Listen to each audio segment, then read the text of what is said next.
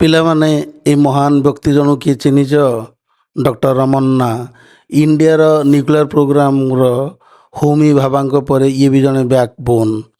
1978ରେ ତତ୍କାଳୀନ ଇରାକର ରାଷ୍ଟ୍ରପତି ସଦାମ ହୁସେନ ୟାଙ୍କୁ ଗୋଟେ ବ୍ଲାଙ୍କ ଚେକ୍ର ଅଫର୍ ଦେଲେ। କହିଲେ ଯେତେ ଜିରୋ ଭରିବା କଥା ଭର, କିନ୍ତୁ ତୁମେ ଇରାକର ନ୍ୟୁକ୍ଲିୟର ପ୍ରୋଗ୍ରାମ ପାଇଁ କାମ କର। ଫିର୍ ବି ତାଙ୍କ ମହାନତା ଆଉ ଭାରତକୁ ଭଲ ପାଇବା ଏତେ ଥିଲା, ସେ ଭାରତ ପାଇଁ କାମ କଲେ। ଆଉ ଆମେ ଦୁଇଥର ନ୍ୟୁକ୍ଲିୟର ଟେଷ୍ଟ କରିକି ଏବେ ନ୍ୟୁକ୍ଲିୟର ପାୱାର ସୋଭନ୍ କଣ୍ଟ୍ରି ହିସାବରେ କୁହାହେଉଛି।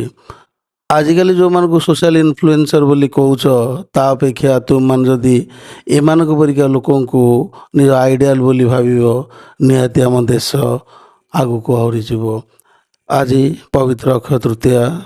ଆପଣମାନଙ୍କୁ ରଥ ଅନୁକୂଳ ପାଇଁ ଆଉ ଧାନ ଉଠି ଅନୁକୂଳ ପାଇଁ ସମସ୍ତଙ୍କୁ ଅନେକ ଅନେକ ଶୁଭେଚ୍ଛା। ଧନ୍ୟବାଦ। ଜୟ ଜଗନ୍ନାଥ।